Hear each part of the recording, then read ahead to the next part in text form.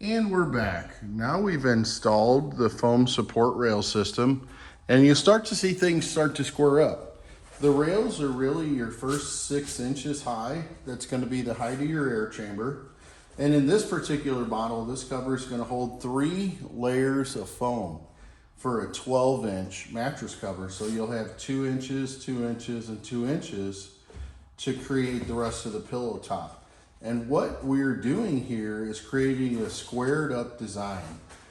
This reinforced side panel is going to hold everything taut and in place. The specific design of the corners has a really important part to do with things. And there's a 45-degree angle that the corners are designed with. And this 45-degree angle prevents the rail from moving around or tipping over. Once your air chambers are locked in here, everything's going to fit and be snug and allow the air chamber to respond only to your body on top.